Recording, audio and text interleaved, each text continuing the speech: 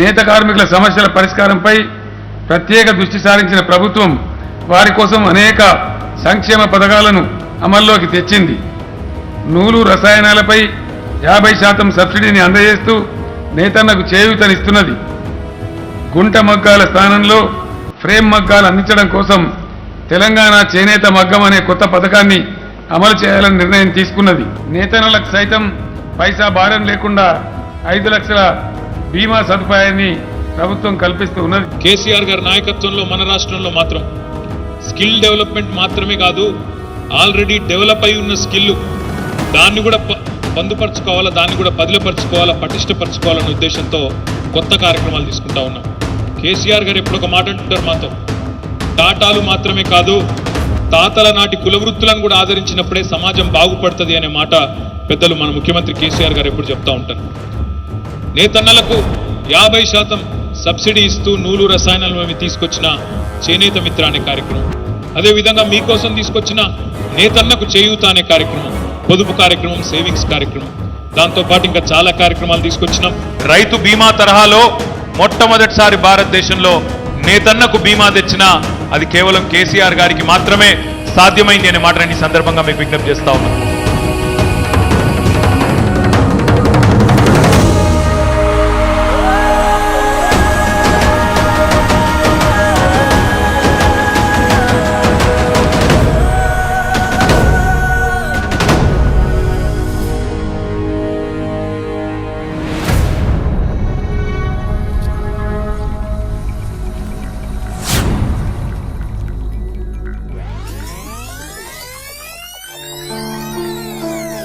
మాకు కేసీఆర్ సార్ ఉన్నప్పుడు ఇంత కష్టమే లేకుండే. ఆయన చేసుకున్న కాడికి ఆ పనికి వచ్చి మంచిగా బతికినాం. ఏమంటే కాంగ్రెస్ వచ్చిందా మా జీవితాలే మారిపోయినాయి. పని లేక ఏది లేక చిన్న పిల్ల ఇప్పుడు చేసేటాయన ఇంటి పెద్ద వేయినాక ఎంత కష్టం ఉంటది అనేది అది అనుభవించిన వాళ్ళకే తెలుస్తుంది. 10 నెలల నుంచి మా వర్కర్లు కూడా ఇప్పుడు ఉపాధి లేక అట్టిగానే ఉన్నారు. ఇప్పుడు మీరు చూసినట్టు మా కార్ఖానా మొత్తం ఒక 10 months నుంచి మాకు మొత్తం బందే ఉంది. మాకు ఫస్ట్ నుంచి కేటీఆర్ చేయబట్టి బతుకమ్మ చీరలు తెచ్చుట్లా మేము కొద్దిగా ముందుకు వెళ్ళగలిగాం.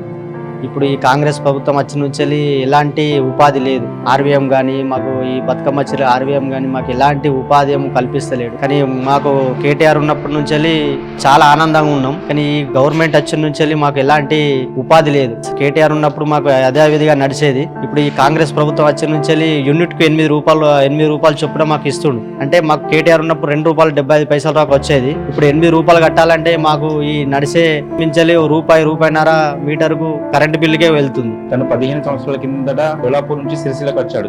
తన భార్య పిల్లల్ని ఇక్కడ నేత కార్మికుడిగా పని నేర్చుకుని కార్మికునిగా పనిచేస్తూ మన గవర్నమెంట్ ఇచ్చిన పథకాల ద్వారా లబ్ధి పొంది ఇక్కడ జీవనం సాగిస్తూ ఉన్నాడు. అయితే బతుకమ్మ చీరలు వచ్చిన తర్వాత మంచి ఇంప్రూవ్మెంట్ ఉంది, అభివృద్ధి ఉంది. అంటే గవర్నమెంట్ చేంజ్ అయిన తర్వాత తనకు మొత్తం సంవత్సరం పొడుగునా ఉండే ఉపాధి కోల్పోయిండు. 4 సంవత్సరాల కిందట తను సొంతంగా వ్యాపారం చేసుకుని సొంత నైపుణ్యంతో తన ఆలోచనలతోటి బెడ్ కావాలని పరుపులకు తొడిగే బెడ్ కావాలను సొంతంగా ఓన్ గా ఉత్పత్తి చేసి వ్యాపారం చేసుకుని జీవించడంతో పాటు ఇంట్లో పవర్ లూమ్స్ వేసుకున్నాడు. పవర్ లూమ్స్ ఇంట్లో పెట్టుకుని తనకి పింజాలు డిజైన్లు వేసుకోవడానికి, బతుకమ్మ చీరలు ఆర్డర్ తీసుకోవడానికి సంఘంలో మ్యాక్స్ సొసైటీ లో సభ్యునిగా చేరి బతుకమ్మ చీరలు నేయడం జరిగింది. నేసిన తర్వాత తనకు వీక్లీ ఒక 8,000 10,000 దాకా ప్రాఫిట్ వచ్చింది. మా భర్త ఇప్పటికి 6 నెలల దగ్గరకు వస్తుంది. ఒక్క కాంగ్రెస్ పార్టీ ఆయన మాత్రం రాలేదు. ఇప్పుడు వచ్చిన ప్రభుత్వం మాత్రం 6 నెలలు అవుతుంది. ఇంత మంది చనిపోతులు, వీళ్ళు ఎందుకు చనిపోతులు అని కూడా వాళ్ళు ఒక్కరు కూడా కాంగ్రెస్ నుంచి మా ఊళ్ళో కూడా ఉన్నారు కాంగ్రెస్ పార్టీ వాళ్ళు, కానీ ఒక్కళ్ళన్న రాలే.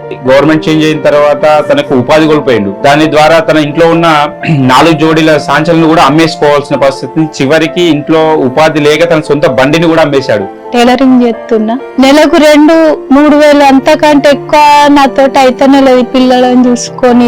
ఈ 2-3 వేలలో నేను అప్పులు కట్టాలి, పిల్లల్ని పెంచుకోవాలి, వాళ్ళని చదివిపియాలి, వాళ్ళకి బట్టలు పెన్నులు. వాళ్ళు చిన్న పిల్లలు, వాళ్ళకు తెలుసా ఇంట్లో పరిస్థితి, అడుగుతూనే ఉంటారు మమ్మీ కొని కొని అని. ఇట్లా లేకూడదు, అందరు సమానంగా చూసిండు కేటీఆర్ సార్, కేసీఆర్ సార్. వాళ్ళు ఏదైనా ఆ పెద్ద సార్ రాకున్నా కేటీఆర్ సార్ అయితే మా సిరిసిల్లకు చిన్న ఏదైనా వచ్చి అందరికి ధైర్యం చెప్తుండే. తన వల్ల తన దగ్గర లేకున్నా నేనున్నా అనే ధైర్యంతో ఇప్పుడు మొన్న అన్నాడు నాతో, నేను ఇప్పుడు పదవిలో లేకున్నా సరే అమ్మ నీకు నేను ఎప్పుడు సపోర్ట్ ఉంటా, పదవి ఏముంది ఇయ్యాలి ఒకరిది రేపు ఒకరిది, నేను మాత్రం సపోర్ట్ ఎప్పుడు మీ అటువంటి లేనోళ్ళకే ఉంటా అని ధైర్యం చెప్పి